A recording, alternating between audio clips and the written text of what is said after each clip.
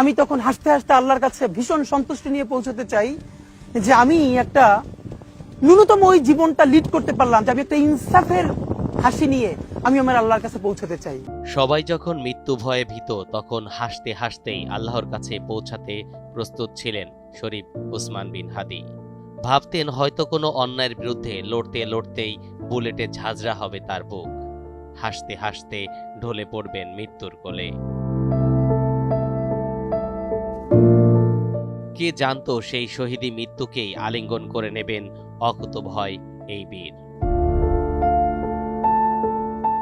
বড্ড সংক্ষিপ্ত জীবন তার, মাত্র ৩৩ বছর।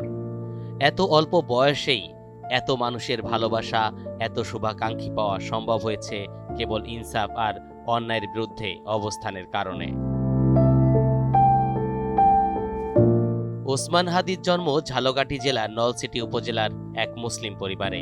তার বাবা ছিলেন একজন মাদ্রাসা শিক্ষক। ৬ ভাই বোনের মধ্যে তিনি ছিলেন সর্বকনিষ্ঠ। হাদির প্রাতিষ্ঠানিক শিক্ষা শুরু হয় নলছিটির একটি মাদ্রাসায়।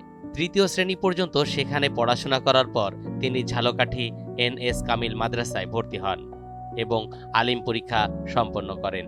পরে উচ্চশিক্ষার জন্য তিনি রাজধানী ঢাকায় এসে ঢাকা বিশ্ববিদ্যালয়ের রাষ্ট্রবিজ্ঞান বিভাগে ভর্তি হন। বিশ্ববিদ্যালয় থেকে তার রাজনৈতিক চিন্তা ও নেতৃত্ব গুণ বিকশিত হয়। ২০২৪ সালে জুলাই গণ অভ্যুত্থান ছিল ওসমান হাদির রাজনৈতিক জীবনের মোড় ঘোরানোর অধ্যায়। ওই সময় তিনি ছাত্র জনতার আন্দোলনে সক্রিয়ভাবে যুক্ত হন।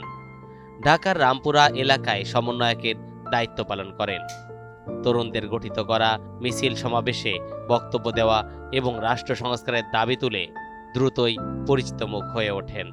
১৪০০ শহীদ পরিবারের পক্ষ থেকে এখানে যারা উপস্থিত আছেন এবং সারা বাংলাদেশের ১৮ কোটি মানুষের প্রত্যাশা হলো যে আজকে ইনসাফ প্রতিষ্ঠিত হবে। জুলাই অভ্যুত্থানে অংশগ্রহণকারী ছাত্র জনতার অভিজ্ঞতা ও দাবির ভিত্তিতে ওসমান হাদির নেতৃত্বে প্রতিষ্ঠিত হয় ইনকিলাব মঞ্চ। সংগঠনটির ঘোষিত লক্ষ্য হল সব ধরনের আধিপত্যবাদ ও স্বৈরতন্ত্রের বিরুদ্ধে অবস্থান নিয়ে বাংলাদেশের স্বাধীনতা ও সার্বভৌমত্ব রক্ষা করা এবং ইনসাফ ভিত্তিক রাষ্ট্র ব্যবস্থা গড়ে তোলা। সংস্কৃতিমনা হাদির রাজনীতির পথ চলা শুরু হয়েছিল মাত্রই ২০২৫ সালে ত্রয়োদশ জাতীয় সংসদ নির্বাচনের তফসিল ঘোষণার আগ মুহূর্তে। ঢাকা ৮ আসন থেকে সংসদ সদস্য পদপ্রার্থী হওয়ার ঘোষণা দিয়েছিলেন তিনি। ক্ষমতার মোহ নয়, বরং অন্যায়ের বিরুদ্ধে সোচ্চার থেকে কাজ করার প্রয়াসেই রাজনীতির এই পথ চলা। তবে প্রস্ফুটিত হওয়ার আগেই যেন ঝরে গেল কুড়ি। ১২ই ডিসেম্বর শুক্রবার রাজধানীর বিজয়নগরে আততায়ীর গুলিতে বিদ্ধ হন তিনি। এরপর দীর্ঘ ৬ দিন জীবন মৃত্যুর সঙ্গে লড়াই করে সিঙ্গাপুরের হাসপাতালে শেষ নিঃশ্বাস ত্যাগ করেন সময়ের এই সাহসী বীর। আন্দোলনের নেতৃত্ব দেওয়ার কারণে একাধিকবার প্রাণনাশের হুমকি পেয়েছিলেন।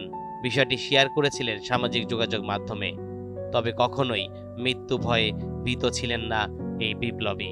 খুব অল্প সময়ের রাজনৈতিক জীবনে ওসমান হাদি তরুণদের মধ্যে প্রতিবাদী রাজনীতির এক প্রতীক হয়ে উঠেছিলেন। তার মৃত্যু শুধু ঢাকা ৮ আসন নয়, দেশের সামগ্রিক রাজনীতিতেও নতুন আলোচনার জন্ম দিয়েছে। তবে বিপ্লবীরা মরে না, মরে যায় না তাদের আদর্শ। তরিকুল ইসলাম, NTV অনলাইন।